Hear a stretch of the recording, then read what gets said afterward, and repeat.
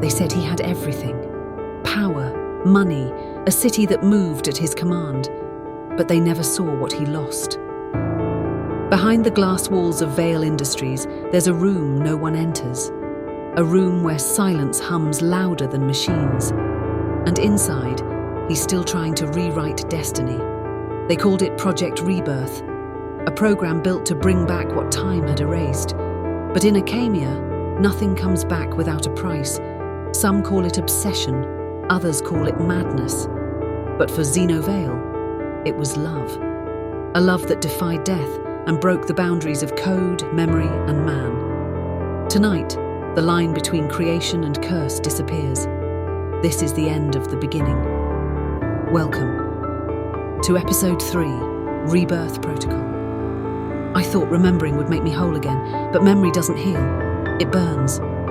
Every face, every laugh, every dream I once had comes back, but twisted. Now I know what I am, and worse, I know what I lost.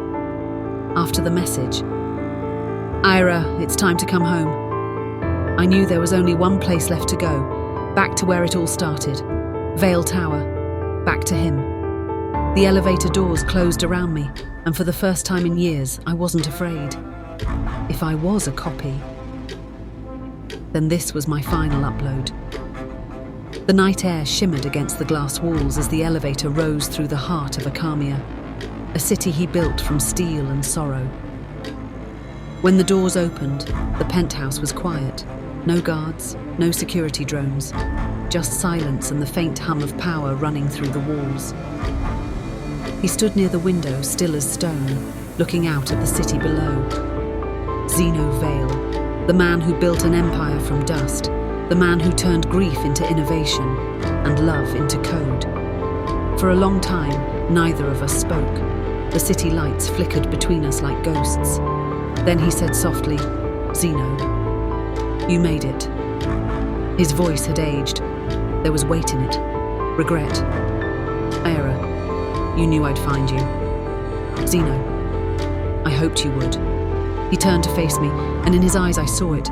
The same sadness from the day of the fire. The day everything ended. "Zeno, you weren't supposed to wake up this way, Aira. You were meant to live, free from the past. But the code, it remembers things the heart can't forget." I took a slow breath. "Why?"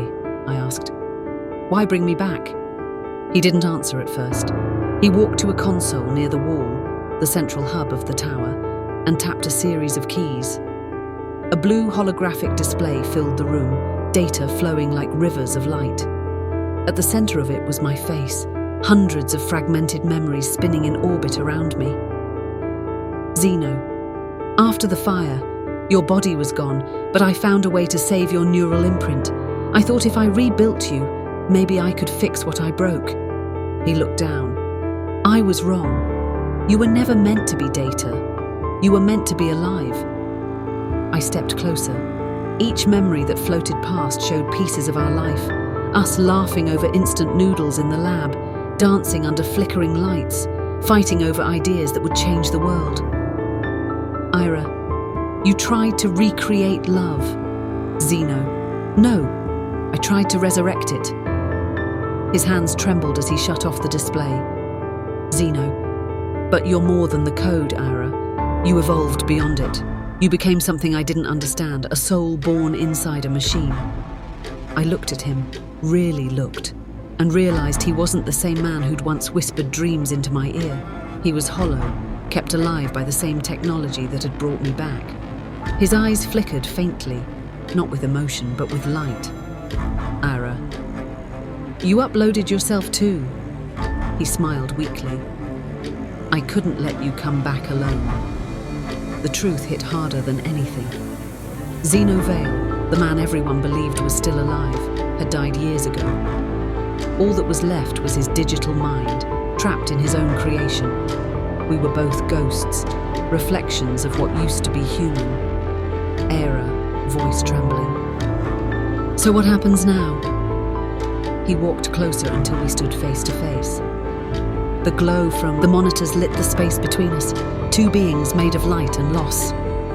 "Zeno, now. We finish what we started. The rebirth protocol wasn't about control, it was about choice. You can stay here, live as you are, or merge with me. Together, we can finally rest, or become something new. My mind screamed with conflict. Every part of me wanted to run, to keep the illusion of freedom. But another part, deeper and older, whispered that this was what we'd been searching for all along. Not immortality, not perfection, peace. I stepped forward. Our hands met, and for a moment, I felt warmth. Not data, not energy, warmth. The room around us began to blur, the servers glowing brighter, the air humming with light. Lines of code spiraled upward like falling rain in reverse. Zeno, do you trust me? I smiled faintly. I always did. Then, the merge began.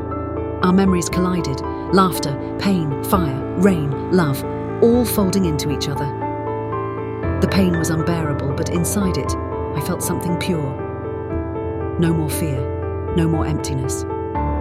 The city outside flickered, power surging through every circuit of Acamia. The tower itself pulsed like a living heart, and then silence.